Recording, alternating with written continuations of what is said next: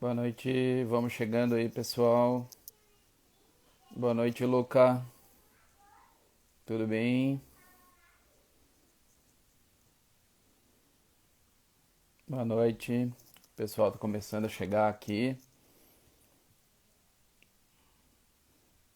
Doutora Vanessa vai estar aqui com a gente hoje para conversar um pouquinho sobre dor lombar.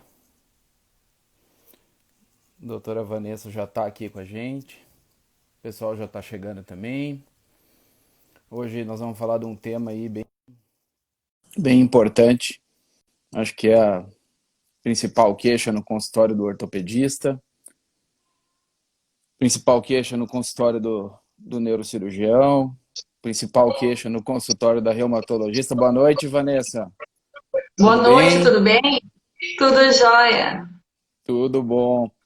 O pessoal tá chegando ainda, tá chegando aí para a gente bater um papo Sim, bem legal sobre lombalgia. Eu tava comentando que a lombalgia, acho que se não é a queixa mais frequente, é uma das queixas mais frequentes no consultório geral, né?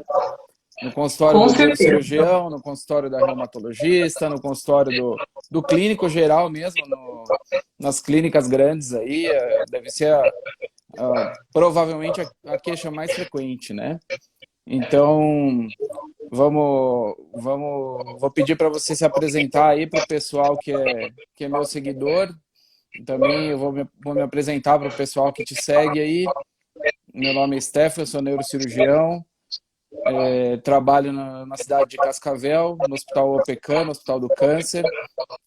Nós somos uma equipe de neurocirurgia focada mais para o tratamento do câncer, mas lidamos com todas as patologias neurocirúrgicas aí.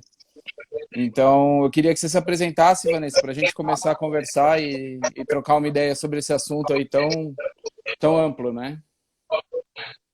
Bem verdade. Boa noite, Stefan, tudo bem? Então, com certeza, a lombalgia é um tema super, super frequente, é uma queixa muito frequente. Mas me apresentando primeiro, então, eu me chamo Vanessa, eu sou reumatologista desde 2011 aqui em Videira. Sou natural de Jaú, interior de São Paulo. Somos dois Fiz paulistas, clínica então. médica. Sim, fiz faculdade no Rio de Janeiro, depois fiz clínica médica no servidor público estadual em São Paulo e reumato na Federal do Paraná em Curitiba. E desde que me formei, já me mudei para cá, para Videira, que é a cidade natal do meu marido, e estamos aqui na região desde 2011, no caso eu atendendo parte reumatológica, então dores articulares, partes moles também, e a lombalgia, que é o tema de hoje, né? Vamos lá, então. Como é que é a visão do reumatologista? Como é que o reumatologista ele começa a analisar o paciente com dor lombar? Primeiro, conta pra gente como é que a gente define o que é uma dor lombar, o que é uma lombalgia, e qual que é o primeiro enfoque, qual que é a primeira análise do reumatologista nessa queixa, né? Que é uma queixa super frequente aí. Super frequente e também tão associada à parte de encostos trabalhistas, né? Então, a pessoa se queixa muitas vezes demais de lombalgia, então aí, primeiro a gente precisa entender o que é, aonde se localiza essa dor. Então, nós temos a coluna vertebral, tem a parte cervical, torácica, lombar, depois parte sacral e o cóccix. Então, é uma dor na região lombar baixa, que muitas vezes pode acontecer após um período de um esforço maior, algumas vezes ajudou o cunhado aí a fazer uma mudança, empurrar um sofá, e de repente tem uma dor mais aguda. Então, um outro nome que a gente dá também para lombalgia é um lumbago. Então, o paciente que chega no consultório, ele já vem se queixando de dor nas costas, muitas vezes ele já vem caminhando com uma certa dificuldade, e relata como começou a sua dor, e aí que é bem importante, eu sempre enfatizo isso. A pessoa que vai na consulta com o médico, tanto com o reumatologista, neurocirurgião, sempre é bom ter um caderninho e deixar anotado algumas coisas. Então, quem tiver aí uma caneta e acha que vale a pena deixar algumas coisas anotadas, vale muito para a consulta, facilita para o médico também entender e muitas vezes para o próprio paciente recordar. Então, assim, são alguns pontos, como por exemplo, intensidade. Então, o paciente vai relatar quanto de dor que ele sente. Por exemplo, se ele sente de 0 a 10. Uma nota 10 é uma nota máxima, né, Stefano? O paciente não está aguentando de dor. Então, com certeza, tem alguma coisa muito séria acontecendo por trás dessa dor lombar. A gente usa a escala visual analógica, então, do EVA, né, que é de 0 a 10. Fora isso, o paciente também ele vai relatar a frequência da dor dele. Ah, que começou ainda só umas 3 vezes na semana, depois começou a ser diariamente. Isso é bem pertinente. Fora isso, também é muito interessante o paciente relatar fatores de melhora ou fatores de piora. Algumas vezes o paciente relata, eu sou vendedora, então eu tenho que ficar muitas horas em pé, ou eu fico muito tempo sentado e eu sinto dor nas costas no final do dia, tá? Também em relação à parte de tempo. Às vezes, não sei se acontece com você, Steph, o paciente não se recorda quanto tempo tem. Tenho Não bastante acontece? tempo. Sim, tenho bastante tempo. A gente tenta, né? Ah, mas fala aí pra mim, será que faz o quê? 1 ano a mais, 5 anos a mais? Então é bem importante se o paciente consegue relatar, às vezes ele faz uma relação, foi o dia do casamento da minha irmã, ou desde que meu filho nasceu. Então é importante a gente saber se já é uma dor crônica, e aí que vem a definição. Uma dor aguda é menos de 3 meses. Então, às vezes, o paciente teve aí um esforço maior, está com dor nas costas faz 2 dias. Isso é uma coisa, isso é uma dor aguda. Até 3 meses a gente classifica como dor aguda. Passado mais tempo, de 3 meses, já é uma dor crônica. Ambas têm que ser, é bom, né? Ser investigado a causa. E também eu só queria falar mais alguns pontinhos em relação à dor irradiada, tá? É bem importante a gente entender, às vezes o paciente tem uma osteoartrite de quadril, fazendo ele ter dor lombar. Então, enquanto não se resolve a doença de base, não vai melhorar aquela dor que ele vem se queixando. E também uma dor referida, por exemplo, uma pancreatite, o paciente pode ter dor na região lombar. Um caso bem mais sério, né? Uma dissecção da artéria aorta, o paciente também tem dor lombar. Ou muito frequente, quem já não, talvez não tenha conhecido que passou por uma cólica renal. Cálculo renal, fazendo o paciente ter Exato. dor nas costas, às vezes vai procurar o pronto atendimento, que é o local mais rápido mesmo, e aí com o exame físico e com o exame de imagem, muitas vezes sendo necessário, aí no caso da cólica, né, renal, se soluciona aí o que o paciente tem. Exatamente. Isso aí é bem engraçado, até muitas. Qual é o neurocirurgião e o ortopedista, ou até o reumatologista que nunca fez o diagnóstico de cálculo? Meu amigo, o senhor tem pedra no rim, né? Chegou com aquela dor na região lombar, mimetizando, e acaba não tendo nenhuma doença envolvida e tem um cálculo renal. Fez uma cólica renal e simulou achou que estava com uma dor de origem da coluna e acabou procurando o meu áudio, tá bom? Então, ótimo, tá ótimo. Tá, Para mim, estou tá. escutando claramente. Acabou E também, procurando. e acabou perfurando, às vezes, alguma coisa mais séria, né? Exatamente. E também, assim, só para complementar, que eu acho que vai ser bem legal essa conversa, principalmente porque, como a gente conversou um pouco antes, Stefan, o que a gente tem vontade aqui de fazer é só multiplicar a informação, né? Quanto mais pessoas souberem sobre dor lombar, podem entender, lógico que isso não substitui uma consulta médica, mas pode auxiliar a pensar mesmo que essa dor não é para ser uma dor que vai se acostumando, né? E o ponto que eu ia falar é sobre a diferença entre ritmo inflamatório de dor lombar e ritmo mecânico. Essa é uma grande diferença, porque às vezes as pessoas acham, não, eu tenho dor nas costas e é isso, mas não. Então, o ritmo inflamatório, que aí no caso tem totalmente a ver com doenças mais reumatológicas, é uma dor lombar onde o paciente sente que melhora com atividade física. Na maior parte das vezes é a minoria dos pacientes que sentem isso. A maior parte sente melhora quando chega em casa do trabalho, relaxa a musculatura, deita no sofá, se sente melhor. Mas já no caso do paciente, por exemplo, como uma espondilite anquilosante, que é uma doença que acomete homens jovens menores de 45 anos de idade. O paciente tem uma dor inflamatória, melhora muito bem com anti-inflamatório tomado diariamente e também melhora quando ele acorda de manhã, ele fica feliz, porque foi uma noite terrível, ele acorda e pode se movimentar, pode sair caminhar um pouco, a dor alivia. Então, é bem diferente da dor mecânica, né, Stefano? Fala pra É, gente. é importante, Vanessa, a gente está comentando que existe uma gama de doenças, né? Uhum. Muitas patologias que podem começar ou podem, ao longo do tempo, trazer ao paciente uma lombalgia, seja aguda, seja crônica, né? Então, a gente está comentando sobre como ela se apresenta, o tempo que ela se apresenta e como que ela evolui ao longo do tempo, porque Uhum. a gente pode ter, às vezes, uma doença grave envolvida com esse sintoma. Ah, é um sintoma muito comum e, às vezes, o médico do pronto-socorro, o médico do consultório geral não vai dar tanta importância. Ah, você tem dor nas costas, vai tomar um anti-inflamatório e acabou, né? Toma um anti-inflamatório, melhora e repousa e pronto. Isso é importante a gente estar falando, porque tem alguns sintomas, é o que você comentou, às vezes é uma espondilite anquilosante, às vezes ela vem para fazer o diagnóstico da espondilite anquilosante, né? Sim. Então, às vezes é uma metástase na coluna, uma metástase Nossa. na bacia, né?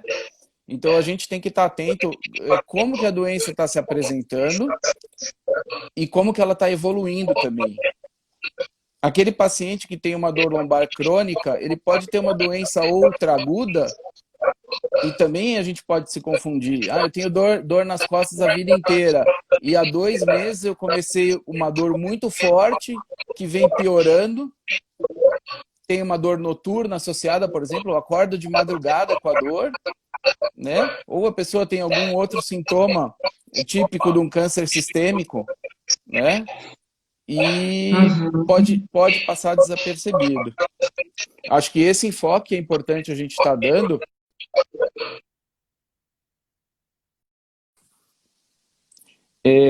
Como é um sintoma muito comum, muito clássico, isso pode cair no deixa para lá, não é nada. Aí é Uhum. importante o especialista, como você que entende de doenças inflamatórias, entende da coluna vertebral, tá avaliando o paciente para conseguir excluir essas causas graves. É lógico que a maioria dos casos a gente está falando daquela dor mecânica, aquele paciente que tem uma dor muscular, fez um esforço, já tem um sobrepeso, por exemplo, que é um fator muito importante na lombalgia. Só pela pessoa ter um sobrepeso, ela já está é uma candidata seríssima a ter uma lombalgia crônica ao longo da idade adulta, por carregar peso ou por carregar inadequadamente peso, mochila, né? Todos esses fatores têm que ser avaliados, então, quando o médico tá à frente de um paciente com dor lombar. O que a gente quer deixar como recado aqui é aquela coisa assim, ah, é só uma dor nas costas, não é nada. Às vezes a gente acaba tendo surpresas desagradáveis nesse meio do caminho, né? Então, assim, o que te chama atenção, Vanessa? Na história do paciente, o que te chama, o que te acende uma luzinha que você pensa assim, ah, esse paciente aqui eu preciso dar um pouquinho mais de atenção no diagnóstico, fazer um diagnóstico diferencial. Esse paciente é um paciente que pode ter uma doença reumática, uma artrite reumatoide, uma espondilite anquilosante, ou esse paciente pode ter uma outra doença sistêmica que está cometendo a coluna vertebral, tipo uma metástase ou uma espondilodicite, um abscesso, alguma coisa assim. Isso. Então, assim, o mais importante é a história do paciente. Na verdade, o paciente ele te conta tudo. Os exames laboratoriais, os exames de imagem são complementares. A gente já não tem que pensar que tem que pedir, né? Por exemplo, um exame laboratorial logo de cara. Se o paciente te conta que está com febre, que emagreceu 10 quilos no último mês, né? Às vezes um paciente com uma história importante de tabagismo, E depois tem toda aquela parte da anamnese, que a gente tem que saber o histórico familiar. Então, eu sempre pergunto para os pacientes, tá, o seu pai é vivo? Não, é falecido. Morreu do quê? Ah, morreu de um câncer de próstata. Então, eu já começo a pensar, né? O que está acontecendo? Se ele está emagrecendo, se ele está com ínguas, que seriam as linfonodomegalias. É um paciente doente, é um paciente que tem alguma coisa sistêmica consumindo ele. Pode ser uma doença reumatológica? Pode. Mas o primeiro tem que ser excluído, que é o vital à vida, se ele não tem um processo consumidor mesmo dele. Porque não é normal um paciente estar emagrecendo tanto, tão rápido, não está fazendo uma dieta e continua emagrecendo. Então, toda essa parte do o que o paciente te conta, então o tempo que a gente tira para o paciente nos contar é meio caminho andado. A partir daí, o exame físico, os exames complementares auxiliam demais. Mas, por exemplo, pensando então na parte das espondiloartrites soronegativas, parece um nome comprido, um nome complicado, mas não é. Não sei se vocês, acho que muita gente viu no ano passado o filho de um cantor sertanejo, o Zé Felipe, que ele declarou que tinha espondilite anquilosante. E se for ver, o diagnóstico dele foi muito rápido. Lógico, porque ele tinha acesso, alguém encaminhou também para o médico que cuida dessa área para fazer um diagnóstico precoce. Mas o que muitas vezes a gente recebe são pacientes de longa data, que passearam assim por muitos médicos, que passearam por muito PAMI. Lógico que eles tentam fazer o melhor, mas nem sempre na pressa também dá para ser feito, dá para colher uma boa história. O que é em Caçador, né, tem faculdade, em Joaçaba, que eles enfatizam, e é tão importante a faculdade de medicina enfatizar a conversa. Tem que ter conversa, e o paciente ele consegue te trazer mais informação, e também o histórico familiar. Para a espondiloartrite soronegativa, que inclui a espondilite anquilosante, que inclui a artrite reativa, a artrite psoriásica, espondiloartrite soronegativa e indiferenciada, que são 5 tipos, a história clínica e o paciente me contar que sofre de muita rigidez de manhã, na parte da coluna, que ele fala que é uma dor nas costas. Lógico que um paciente com uma osteoartrite, ou seja, um processo degenerativo, também tem dor nas costas e também tem rigidez matinal. Só que é uma rigidez completamente diferente. O paciente ele acorda como um robô mesmo, com muita dificuldade para fazer movimento, mas muitas vezes já fazendo o seu exercício, a sua caminhada de manhã, acaba aliviando. Então, a rigidez se melhora com a atividade física, se tem um histórico familiar, se tem um pai com espondilite, mas um irmão com espondilite, tá? O paciente que me fala que já também passou por oftalmologista, e muitas vezes ele tem até uma cartinha, olha, há 2 anos eu tive alguma coisa no meu olho que ficou vermelho, o médico pediu para eu ir no reumato, mas eu deixei, agora voltou a ficar vermelho e agora eu vim. Então, às vezes é uma uveíte anterior. Por isso que na parte da reumato a gente está sempre, graças a Deus, muito bem acompanhado. É neurocirurgião, é oftalmologista, aí tem as outras especialidades que acabam entrando também, muita parte de endocrinologia, que tem muitas doenças às vezes associadas, né? O paciente já tem várias comorbidades associadas e ele tem que estar bem de tudo para a gente conseguir isolar e saber realmente qual que é a dor desse paciente para poder direcionar para o tratamento correto. Então é isso, rigidez, uso de qual remédio que funciona, o anti-inflamatório é uma ótima dica, né, uma orientação e faz parte do consenso ASAS para a espondiloartrite. Se o paciente melhora com anti-inflamatório, eu penso muito numa doença inflamatória da sacroiliaca, onde o paciente refere dor nas costas. Legal. Isso é importante, porque assim, o ortopedista e o neurocirurgião eles estão muito preocupados ali com a questão da coluna, né? Então, o paciente com a dor lombar, que ele vai no consultório do especialista, grande parte das vezes, às vezes não é necessário, aquela dor postural e tal que a gente trata e o paciente melhora. Mas aquele paciente que chega no consultório do especialista, já passou no clínico geral, fez um tratamento, fez um repouso, fez um anti-inflamatório, ou fez algum tipo de tratamento, às vezes está no começo da fisioterapia, e não teve uma melhora, ele acaba indo no especialista. E o neurocirurgião, tanto quanto o ortopedista, está muito focado na questão da coluna em si, né? Então, normalmente, esse paciente acaba fazendo um exame de imagem, normalmente uma ressonância da coluna lombar, né? que o neurocirurgião e o ortopedista estão focados ali nas listeses, nos escorregamentos de uma vértebra sobre a outra, na hérnia de disco, né? Está focado no canal, como é que está constituído esse canal lombar, né? Se esse canal está estreito, que é uma questão mais comum no idoso, ou se tem um disco herniado para o canal, causando uma compressão, ele vai tentar achar a patologia da coluna, vamos dizer assim.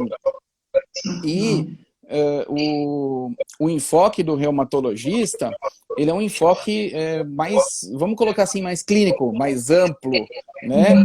Ele consegue... Primeiro que ele consegue conversar mais, ele consegue fazer uma consulta mais integral, olhar para o paciente mais integralmente. O neurocirurgião e ortopedista está mais focado e mais estudado na patologia da coluna e nas soluções da patologia da coluna. Enquanto essa dor vem de um processo inflamatório, de uma entesite, que é a inflamação, tendão, músculo, articular, muitas vezes esse diagnóstico fica um pouquinho mais obscuro, e aí precisa do reumatologista para nos ajudar, né? Então, acho que assim, a gente falou bastante da questão do diagnóstico e das causas, né? Sim. Como a gente já está na metade do nosso tempo, eu acho que agora vale um pouco a pena a gente falar que uma coisa é lombalgia e outra coisa é lombociatalgia. A lombociatalgia é quando começa a doer o bumbum, né? E o membro inferior, seja de um lado, seja a esquerda, seja a direita, seja ambos, muitas vezes acontece na face lateral da perna, até a panturrilha, às vezes até o pé, e a face lateroposterior da perna, vamos colocar assim, né? Então, a gente falou um pouco do diagnóstico. É claro que esses diagnósticos são específicos e são diagnósticos que são realizados pelos especialistas, né?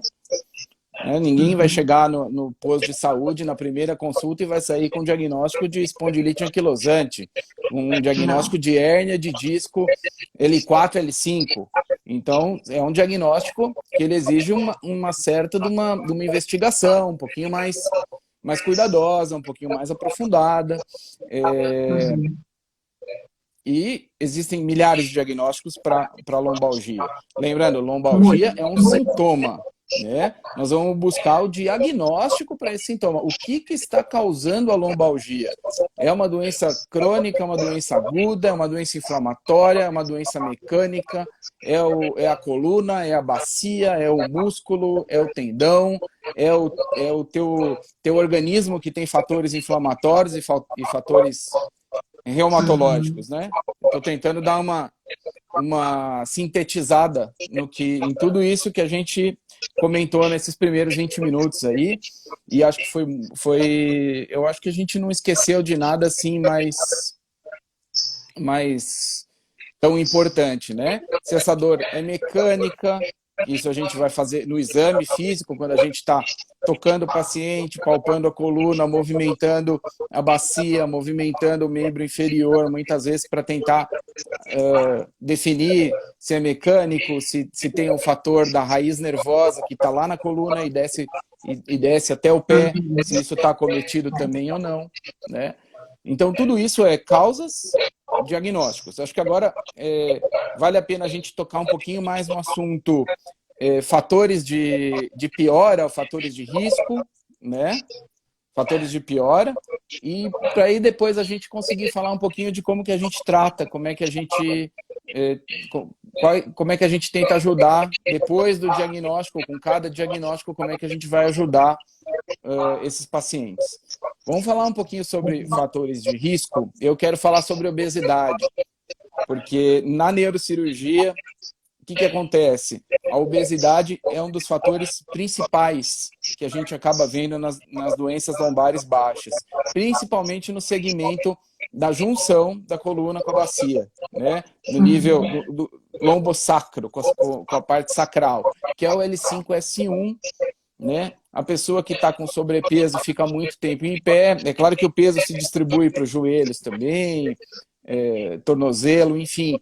mas aquele peso da pessoa, quando ela está em posição ereta, ele fica muito centrado, o ponto de gravidade fica muito centrado ali na junção da coluna lombar com o sacro, né?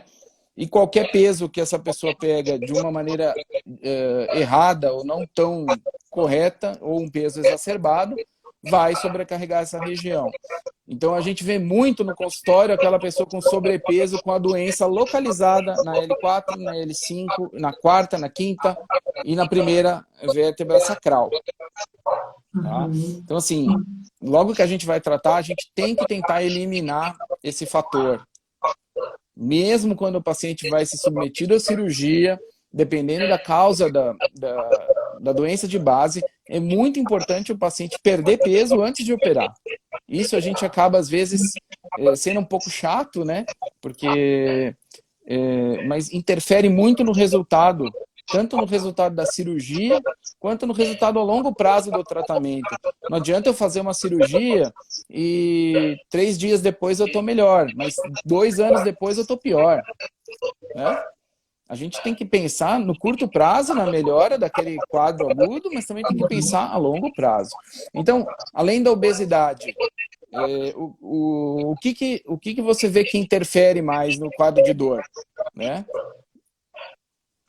Bom, é muito importante entender o limiar de dor também de cada paciente, né? Muitas vezes o paciente tem uma sensibilidade para qualquer coisa de dor. Tem muitos pacientes que têm, não só puxando agora a sardinha para reumatologia, mas quantas pessoas podem ter fibromialgia e às vezes exacerbar essa dor, falar que é uma dor muito maior e nem sempre é isso.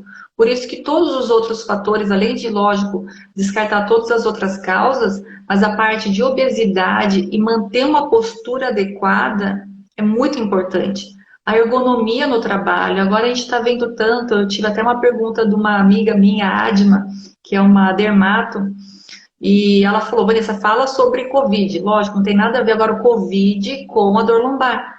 Mas o que aconteceu nesse ano de 2020? Meu Deus, ninguém esperava acontecer alguma coisa de a gente ter que trabalhar mais no computador, né? A gente que é da área da saúde, Stephanie, você continuou no centro cirúrgico e eu dei uma parada muito curta ali, março, abril, mas depois a gente acaba voltando. Mas quantos professores, alunos que não estavam nem acostumados com isso, as pessoas trabalhando, né, home office, tendo que passar às vezes 6, 7 horas ali na frente do computador, sem uma boa ergonomia, sem um apoio para os pés, então forçando ali a coluna lombar numa posição equivocada, sem uma cadeira mais reta para você apoiar a coluna, entendeu? Então essa parte da correção postural é importantíssima e também a parte de terapia ocupacional. Eu sei que a gente vai falar na parte de tratamento, mas agora que eu toquei no assunto da parte postural, a gente vê o quão importante é a gente ter uma conservação de energia e proteção articular. Esses dois termos, Stefano, são termos que, de um modo geral, as pessoas não escutam muito. Eu acabei escutando bastante sobre isso quando eu fui fazer ali meu estágio na Unifesp em São Paulo, onde eles enfatizam tanto o tratamento conjunto, tanto o fisioterapeuta junto com o terapeuta ocupacional e o reumato, de orientar o paciente, porque todo dia a gente acorda, todo dia a gente sai da cama, né? Se a gente não levanta da cama da maneira correta, isso o yoga também enfatiza bastante, né? Mas se a gente não levanta da maneira correta, a gente prejudica a nossa coluna. E se a gente quer ter uma vida com uma qualidade satisfatória ali com 80, 90 anos, se a gente não cuida agora com o peso, como você mesmo falou, e também com uma boa ergonomia, a gente cuidando das nossas articulações, a gente protegendo a nossa coluna para não fazer uma carga excessiva de carregar caixas, né? Caminhoneiros às vezes tem que carregar muitas caixas. Tenta você se agachar, leva até o teu corpo, abraça como se fosse a caixa e levanta. A mesma coisa uma mãezinha que tem que carregar o filho que está começando a andar, que a gente sabe que é uma fase bem... muita mãe se queixa de dor nas costas também, então tenta agarrar. Na hora de lavar uma louça, alternar as pernas naquele armário que fica bem embaixo da pia, ajuda muito a descansar, Se a pessoa anda de ônibus, tem maneira correta também para você ajudar a descansar, segurando ali, né, na parte do ônibus, para você, lógico, não resbalar ali no ônibus, tem toda a maneira correta de você cuidar da sua coluna. Se você cuida bem dela, ela vai cuidar bem de você e vai continuar te locomovendo. O que a gente quer é qualidade de vida, o que a gente quer é continuar tendo mais tempo com a nossa família. Mas não, por exemplo, a gente não consegue imaginar, né? Mas às vezes ficar acamado ali com 80 anos porque as pernas estão mais fracas, porque talvez não cuidou da coluna, talvez teve uma estenose do canal lombar, não tratou. Tem tanta gente que às vezes que foge de uma cirurgia que com certeza naquele momento era o momento ideal e às vezes perdeu aquele tempo ideal para fazer e aí tem as consequências. Então a gente tem que proteger a nossa coluna, Bem né? interessante essa questão da postura, né? A maioria das dores são posturais, né? A gente sabe disso, que ela não tem uma doença importante por trás, ela é uma dor de causa postural, e enquanto a pessoa não corrigir a postura, ela não vai melhorar da dor. Então, o que que acontece?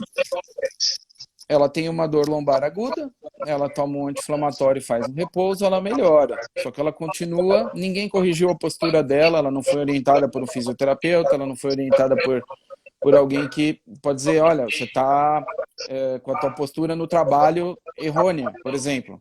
E vai passar 15 dias, essa postura vai causar uma contratura muscular, vai causar dor de novo. Ela vai voltar para o pronto-socorro, vai tomar o mesmo, ou nem vai voltar, vai tomar o mesmo anti-inflamatório e assim vai se tornar um ciclo vicioso.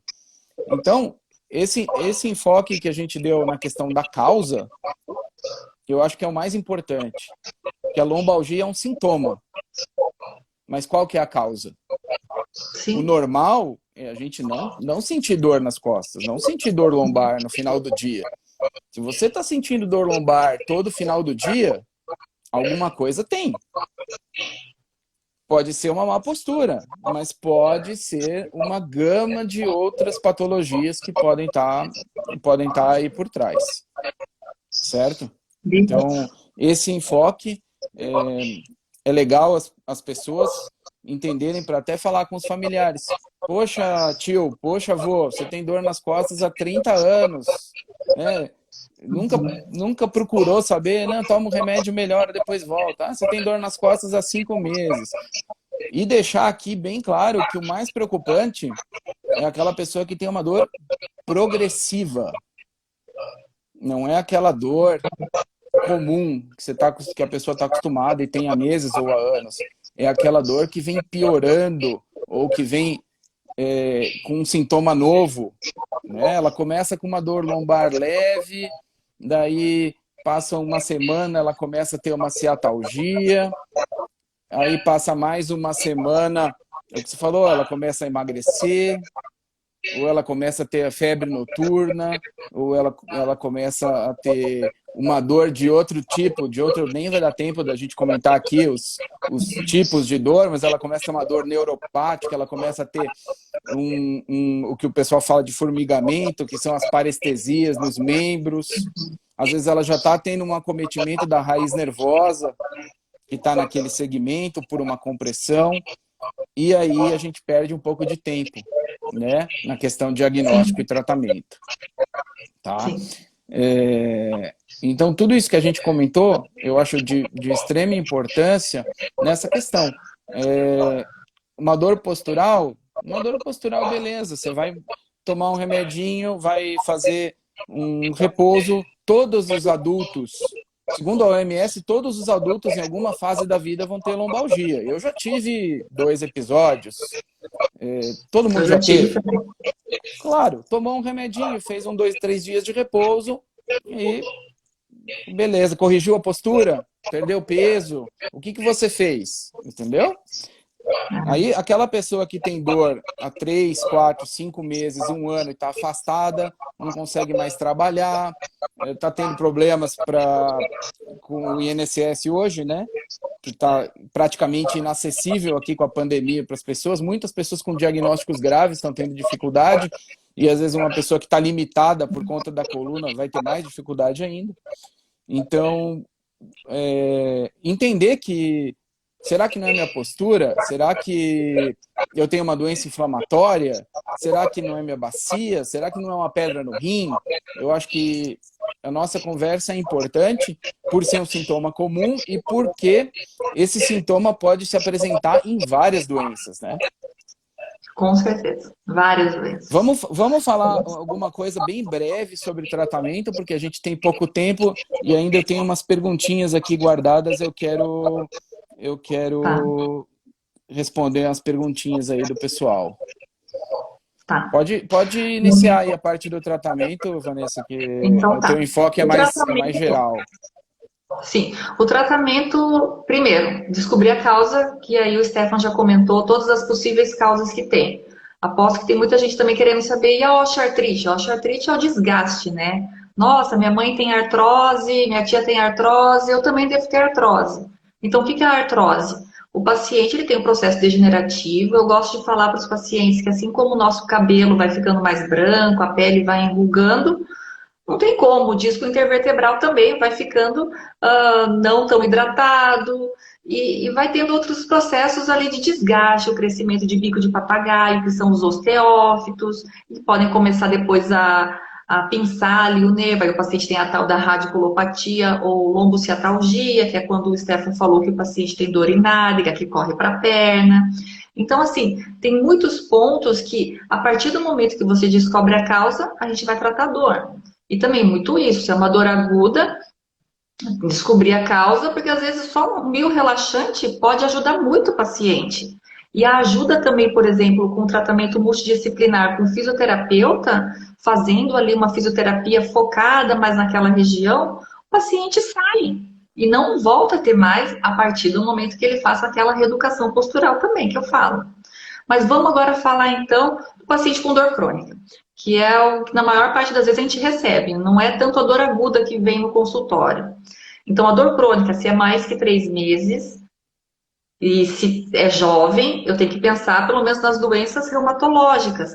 Mas também, um jovem também pode ter uma hernia de disco, também pode ter algum outro motivo de dor. Mas voltando para a dor crônica, então não para a dor inflamatória crônica de outro motivo. Dá para o paciente fazer uso tanto dos mil relaxantes, quanto também alguns medicamentos que vão fazer com que o limiar de dor dele não seja tão forte. Então, tem medicamento dual, que é inibidor da recaptação de serotonina e noradrenalina, que o paciente melhora, tá?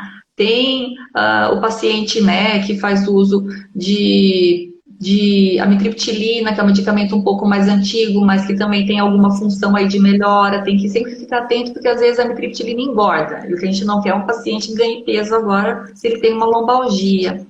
O paciente ele também precisa ter um bom fortalecimento da musculatura, principalmente quando ele sai da crise, ou melhora um pouco da crise. Então, um recadinho que eu gosto de dar é vou usar assim, o acrônimo, a sigla REC, que é o R, o E e o C. O R, então, é para você justamente entender melhor, reeducar melhor a parte da musculatura, você fazer o reforço muscular. Então, tá aí o professor de educação física, tá aí o fisioterapeuta, tá? Mas o profissional de educação física, ele vai conseguir fazer todo um fortalecimento do teu core. O que que é? Você fortalecer a musculatura do glúteo médio, fortalecer a musculatura paravertebral, ou seja, a que está paralela à tua coluna vertebral. Você consegue fortalecer a musculatura profunda do abdômen. Então, você consegue estabilizar um pouco mais essa coluna. Quantas pessoas têm, por exemplo, uma síndrome facetária, que é uma articulação ali da vértebra que fica na região posterior e que no exame físico, quando a gente faz uma extensão da coluna, ou seja, a gente joga a coluna com cuidado para trás, o paciente refere dor ou na rotação da coluna o paciente sente dor. Então a gente já começa a imaginar, pode ser ali um processo de uma osteoartrite e aí ele vai precisar da ajuda do profissional de educação física para perder peso, mas também para ganhar musculatura, para fortalecer essa musculatura, para ele não sentir tanta dor. As alterações que, por exemplo, numa ressonância possam vir, nem sempre é condizente com tudo aquilo de dor que o paciente sente. Às vezes a gente se surpreende, pede, né, Stefan, um exame de imagem e vem ali tanta coisa e você pergunta para o paciente e fala, não, estou bem, não sinto tanto. Mas é um paciente ativo, né? Eu falo ativo tanto na parte de trabalho, né? Muita gente aqui no interior que está trabalhando na zona rural mesmo, no campo, ele acha que aquilo é o exercício dele. Não é. É uma função que exerce muita, né, gasta muita energia, mas ele tem que fazer um exercício físico e se puder fazer ali um fortalecimento, até joga mais para escanteio também a parte de osteoporose, né, de fratura que às vezes pode acontecer e também ser uma causa de uma dor aí já mudando, voltando para aguda. Então, o R é de reforço muscular, o E é de paciente ter uma educação postural, né, e o C é o que você falou, controle de peso. Se o paciente consegue seguir essas 3 dicas, ele consegue ter uma qualidade de vida satisfatória, a não ser que ele tenha uma doença inflamatória, que aí é uma doença autoimune, genética, que tem um componente genético, mas que também tem aí uma gama de tratamentos, né? Tem aí medicamentos diversos para isso. Então, se o paciente ele faz isso, ajuda do fisioterapeuta, terapeuta ocupacional, professor de educação física, um endócrino ali para redução do peso, uma nutricionista para cuidar ali da dieta e poder orientar as trocas que ele pode fazer, que às vezes ele acha que pode comer pão integral à vontade, porque integral que é bom, mas não é assim, ele também vai ganhar peso com aquele pão. Então, o paciente tendo todo esse enfoque multidisciplinar, ele consegue ter uma ótima qualidade de vida, fazendo uso de alguns medicamentos também, sim, e muitas vezes infiltração, que eu queria que você falasse um pouquinho, que acho que tem muita gente que tem dúvida, e processo e procedimento cirúrgico, né? Vamos lá. A gente tem pouquinho tempo aqui, tá? Nós já passamos 42 minutos, daqui um pouquinho vai começar a diminuir o sinal do Instagram aqui. Falar sobre tratamento cirúrgico e o tratamento que você colocou como infiltração. Existem várias ablações nervosas, tá? Existem ablações por radiofrequência, que vamos chamar assim, é um eletrodozinho que vai ali estimular o nervo e tentar melhorar vamos colocar como a sensibilidade do nervo para dor, né? A infiltração a gente costuma usar muito em dor facetária, que é a dor da articulação, né? Que eu sempre digo para as minhas pacientes que são mais idosas. A senhora tem uma coluna 1950, é como se fosse um carro 1950. Não tem como ele viajar daqui para a Bahia e chegar sem dor, né? Muitas vezes eu brinco com as pacientes, vamos trocar a tua coluna por uma de uma moça de 18 anos. É a única solução. É uma coluna que tem um desgaste da idade, da vida toda. É claro que ela não é uma coluna igual a de uma pessoa de 18 anos. Então, esses procedimentos para dor, tanto a risotomia facetária como a infiltração, normalmente a gente vai tentar melhorar o sintoma, né? A cirurgia, ela já está mais envolvida com a mecânica, né? É quando a gente tem um canal lombar muito estreito, um canal lombar que tá comprimindo os forames, que são os buraquinhos onde as raízes saem ali e vão passar para descer para as pernas, no caso da lombar. E não existe nada que vá fazer, não existe nenhum remedinho milagroso que eu vou tomar e que esses forames vão abrir. E que esse osso ou essa articulação que tá espessada, esse canal que está apertado, vai abrir. Então aí o caso realmente é cirúrgico. A gente tem que intervir ali e abrir o canal para dar um espaço para o nervo para melhorar o quadro de dor. E nas hérnias discais, óbvio, que é o mais clássico, está todo mundo acostumado a ver alguém que operou de hérnia de disco. Quando o disco sai do local, né? Rompe o ligamento, vai para o canal ou vai para esse buraquinho que eu disse que é o forame e aperta o nervo. E aí, na maioria das vezes, a dor é excruciante, né? Uma dor do tipo neuropática, com formigamento, uma dor em queimor de fortíssima intensidade e que muitas vezes exige que a gente tenha que tomar uma atitude mais drástica e partir para uma cirurgia de descompressão. Eu acho que a gente vai ter também que convocar a doutora Vanessa para mais um bate-papo aí, próximo, porque o assunto é bastante extenso, a gente tem que falar muito brevemente sobre cada tópico, né? E vamos tentar responder umas perguntas aqui. Deixa eu ver aqui o que eu tenho. Quais casos as cirurgias de coluna estão sendo indicadas? Então, isso a gente acabou de falar. teve uma pergunta bem interessante aqui sobre aquelas medicações fitoterápicas, Vanessa. Você vai ter mais propriedade para responder aqui.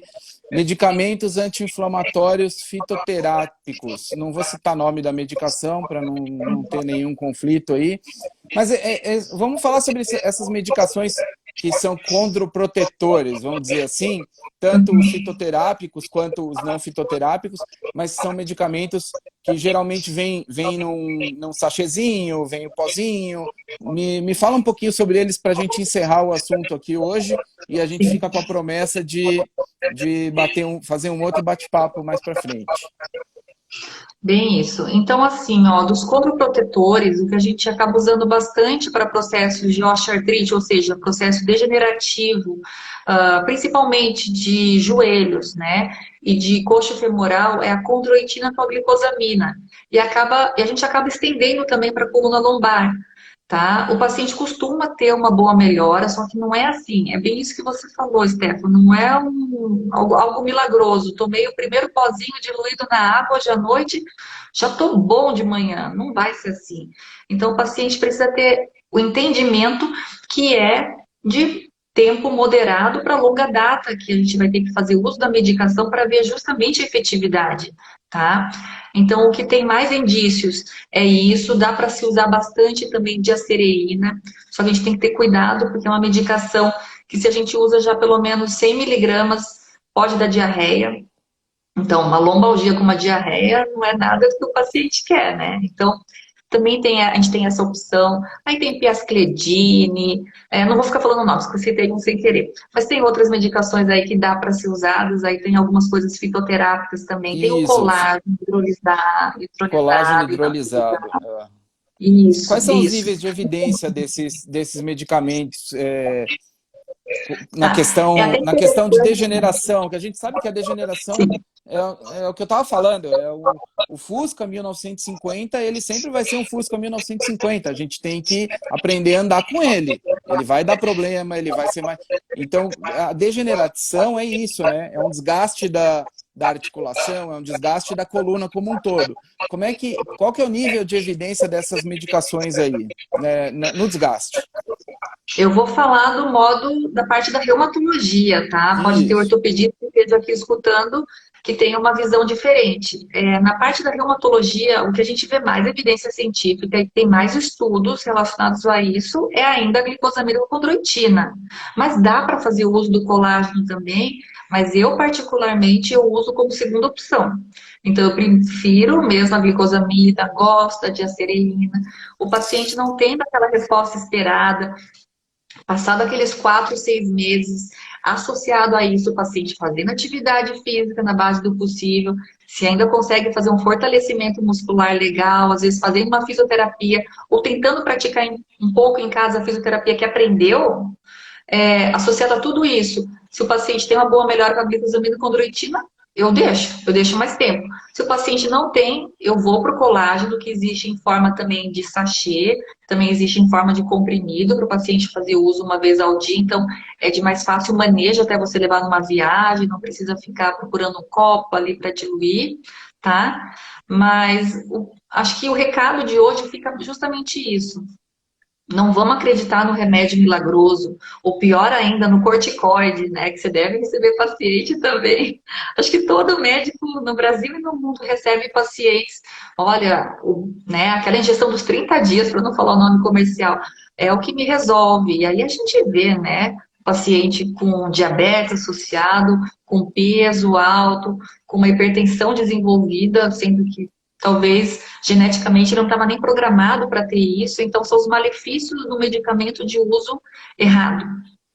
Se a pessoa, eu estou vendo aqui que tem colegas, eu estou bem contente que são corredores que estão aqui assistindo, ciclistas que estão aqui assistindo, que se aflorar isso, se essa mensagem aflorar como atividade física, sendo o nosso carro-chefe para a gente conseguir levar essa máquina, que é o nosso corpo humano, adiante, eu já estou satisfeitíssima, porque isso vai ajudar para tudo. Desde todas as comorbidades que talvez a gente esteja pré-programado, porque a minha mãe teve isso, meu pai teve aquilo, ou o meu pai ele tem muita osteoartrite, né, em coluna cervical, coluna lombar, em joelho. Então, se for ver, eu estou predestinada a isso, e não é bem assim. Se a gente faz a nossa parte, se a gente faz nosso reforço muscular ali, a gente tem uma chance de ter uma qualidade de vida super boa, satisfatória, vivendo bem e conseguindo se locomover. Porque também tem uma qualidade de vida ruim ali, depois de uma certa idade, ninguém quer. A gente quer continuar fazendo tudo o que a gente pode, né? Muito bacana, muito bom. Tuas orientações aí foram fantásticas. Eu acho que o recado é esse mesmo. Nós vamos marcar mais um bate-papo aí para frente. Muito bom aí. As orientações foram muito esclarecedoras. Tá, joia. Eu também Eu acho que gostei. Eu vi que a Silvia Mariano ali falou sobre anamnese, sobre levar, né? Que às vezes o paciente não se lembra. Por isso que muitas vezes, se às vezes é um paciente idoso, sempre bom ir acompanhado, né, Stefan? Vai acompanhado ali da filha, vai acompanhado da esposa, leva num papel precisa, anotado né? que o médico usa, porque senão fica difícil. Muitas vezes o paciente fala, depois eu te mando. E quando a gente quer fechar pelo menos uma hipótese clínica ali na primeira consulta, é tão importante se o paciente leva as informações básicas, os exames anteriores, a ressonância anterior. Quantas vezes eu já vi paciente que me ajuda demais, às vezes até uma ressonância que ele me traga lombar. Peguei essa semana, uma ressonância lombar onde citava ali uma sacroileite vista, ou seja, o radiologista foi muito bom, porque era uma ressonância de coluna lombo-sacra, foi legal ele também ter visto isso e colocado ali no adicional, na conclusão, e fechava para uma espondilite. E era mulher, e a espondilite é muito, 9 homens, né, para cada uma mulher. Era uma coisa que a gente nem pensava numa paciente com fibromialgia. Ou seja, que muitas vezes a gente só pensava, não, essa paciente tem dor nas costas, mas também tem dor em tudo, né? E não é, era uma paciente que tinha fibromialgia e também espondilite. Mas que se não tivesse esse médico pedido a ressonância, talvez poderia passar desapercebido isso. Então é tão importante essa comunicação, né? Eu sempre falo, todo mundo Multidisciplinaridade, né? Multidisciplinaridade. A gente recebe aquela dica do radiologista, aquela dica do clínico, o fisioterapeuta que às vezes está fazendo o tratamento padrão e o paciente não está respondendo, chama um alerta. A gente tem que estar em contato com todos os profissionais que estão envolvidos no tratamento para a gente poder, na verdade, ficar com o olho mais funcionante mais ali, aberto. dar um enfoque Porque melhor. Aquele ninguém, né, paciente que não está também, ninguém melhorando. é dono da verdade. Ninguém é dono da verdade. A gente trabalha em conjunto. Se a gente trabalha em Exatamente. conjunto, tudo flui melhor. Às vezes né, o outro colega solta ali uma informação que o paciente nem contou, porque talvez ele achava que não era importante para você. E era super Perfeito. importante. Uma É isso fratura aí. prévia, ou a mãe fraturou já não sei quantas vezes, aí pode ser então uma dor aguda de uma fratura na coluna, e tem que ser feito o diagnóstico rápido para tratar e começar a proteção óssea, né? Muito bom. Acho que o objetivo nosso tá atingido aqui. Te agradeço muito por ter aceitado o meu convite e outros convites virão aí para frente para a gente trocar ideias sobre esse assunto ou outros assuntos aí que sejam comuns, pertinentes, que as pessoas tenham interesse de estar ouvindo e de pegar uma informação nova ou reforço de uma informação que já sabia. Às vezes a gente precisa ouvir mais de uma vez a mesma coisa para poder fixar aquilo ali e ter Guardar aquilo mais. como fazendo parte do nosso dia a dia, tá? Muito obrigado. Agradecer muito você e a todo mundo que acompanhou aí a gente mais uma vez.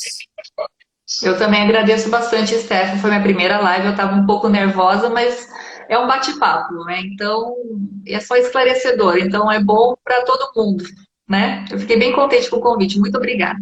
Bacana. Tudo de bom, até mais. Conversamos então. Boa noite, Até, tudo pessoal. de bom. Boa Tchau, noite, tchau. gente. Tchau, tchau.